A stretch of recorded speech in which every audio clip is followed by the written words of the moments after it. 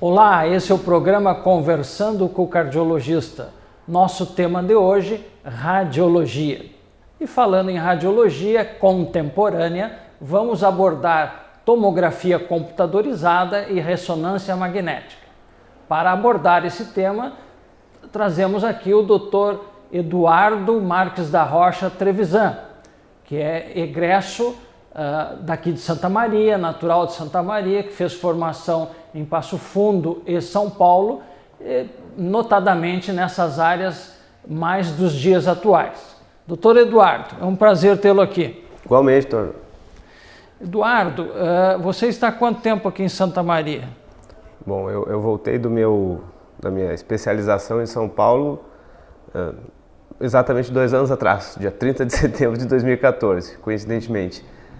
Então faz 2 anos que eu já voltei aí, trabalhando aqui no hospital aqui em Santa Maria.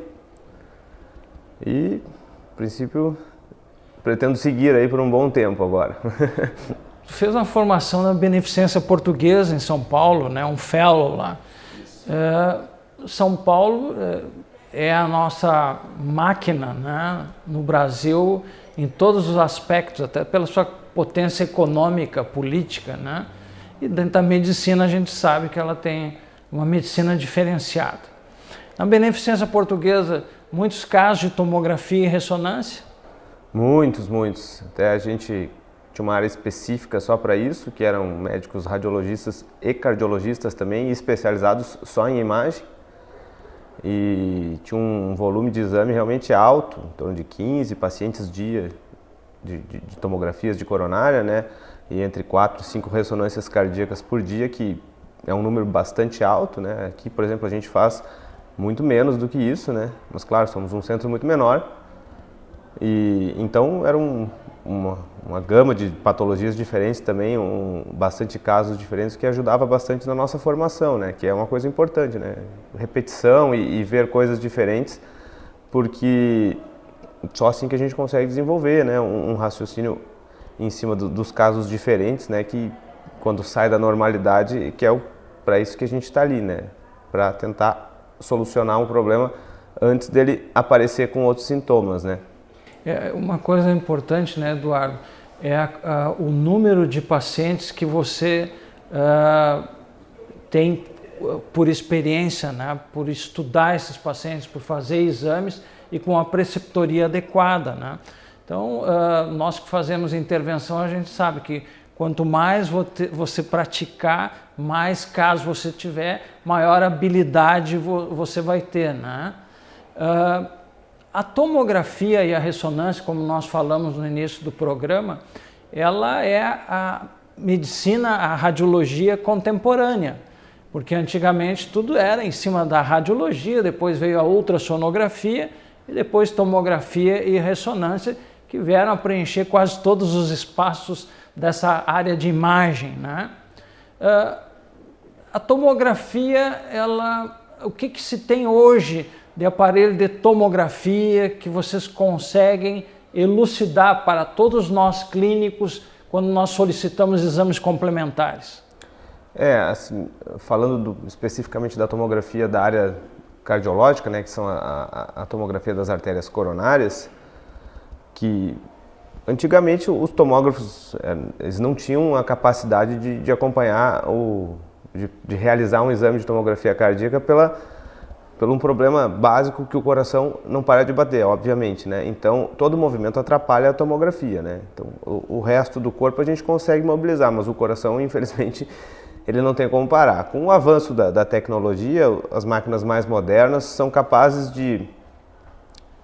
Não é exatamente isso, mas ela é capaz de adquirir as imagens entre um batimento e outro, como se o coração estivesse parado, que é o que é muito importante para o exame ficar com uma qualidade adequada, né? Que às vezes isso são até certas limitações, né? O batimento cardíaco, quando está muito alto, ele diminui a sensibilidade do exame justamente por isso, porque a máquina não tem tanta velocidade assim se o batimento está muito elevado. Mas cada vez se evolui mais, né? Hoje em dia tem tomógrafos de alta complexidade que conseguem fazer exames, então, com uma tolerância maior dessa frequência cardíaca, né? Os batimentos cardíacos. Então, isso tem melhorado bastante. Também reduzido a dose de radiação, né, que é um dos fatores que sempre tem que ser considerado na tomografia, né, que ela usa uma radiação, né, que é algo que, se forem altas doses, sempre tem um risco, a gente pondera ou não, mas assim, em geral, é um exame muito bom, né, para uma avaliação, para um screening, né, para os pacientes que não têm um risco tão alto, que precise ir direto para um cateterismo, que é um exame mais invasivo, né, então tem um risco maior. E às vezes aqueles pacientes com um risco menor, que a gente usa justamente às vezes para afastar uma lesão mais grave, é um exame muito bom. A importância das avaliações pré-testes dentro desse contexto tem um valor muito grande, né? Exatamente. Sobre os fatores de risco e tudo que envolve esse paciente, a clínica. Exatamente. Para ver até que ponto tu vai utilizar esse exame, de que forma tu vai utilizar isso na tua complementação. Né? Exatamente. Às vezes um paciente de risco muito grande, pelos fatores pré-teste, né? As avaliações indicam um risco grande de doença coronariana. Às vezes é melhor já partir para um procedimento invasivo que pode ser até terapêutico, né, que é o cateterismo. Mas nos pacientes que não têm esse risco tão grande, ele acaba entrando mais ou menos nessa área de atuação, assim, que é os riscos intermediários ou menores de doença coronária, né. Nisso tem um papel muito bom, né, porque ele não é tão invasivo. A única invasão é o contraste, né, que é injetado na veia. Eduardo, uma coisa assim, quando nós nós cardiologistas pedimos um exame complementar da tua área, basicamente na tomografia tu tem score de cálcio e a tomografia com contraste, né? Então, para que os telespectadores entendam, quando a gente pede score de cálcio, que tipo de preparo tem que ter esse paciente? Quando se vai utilizar contraste, que tipo de preparo? Tem alguém que não pode fazer? Bem colocado, assim, ó. A avaliação do score de cálcio não exige preparo nenhum. O paciente pode chegar e fazer na hora, porque é um exame que não vai contraste. Então, ele também não tem uma exigência de frequência cardíaca, tolera uma frequência maior com uma qualidade boa de exame. Como não vai contraste, não tem risco de alergia, não tem risco nenhum, o exame pode ser feito a qualquer momento, qualquer hora. Ele traz um benefício bom, que é demonstrar a existência, né, de calcificações nas coronárias, né, o que dá uma predição de risco, né, de doença ou não, mas ele não avalia se tem estenose ou não, né, então ele é mais um preditor de risco. Ele sendo negativo é um risco menor, mas isso não afasta a possibilidade de ter uma lesão, né. E ele sendo positivo ou muito alto, né, um score de cálcio muito alto, isso tem um risco bem grande de ter uma lesão mais grave. Nisso que entra a tomografia com contraste, né, que é para avaliar se realmente nós temos estenoses, né, lesões que diminuam o calibre das artérias coronárias. Esse já exige o uso do contraste iodado, né. O contraste, ele é como toda medicação, né, ele pode dar reações alérgicas, né. A gente usa um contraste iodado não iônico, né, que o risco de ter reação alérgica é menor, mas não é zero, né. Então, eventualmente, pacientes com asma ou com alguma história de alergia ao iodo ou outras alergias, camarão, alguma coisa assim que pode estar relacionada ao iodo, assim, a gente tem que ponderar se isso vai ter benefício ou não, né? Então, aí entra, cada caso é um caso, obviamente, né? Mas em sendo necessário o exame, a gente pode, inclusive, usar um acompanhamento de um anestesista, se o paciente já tiver tido uma reação alérgica e aquele exame seja realmente importante, né? Ou às vezes procurar uma alternativa com algum outro exame, enfim, mas existe esse problema do contraste, não é um problema, né?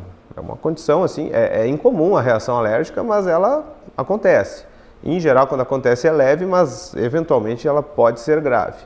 É bastante incomum, mas então é um fator a ser considerado, né?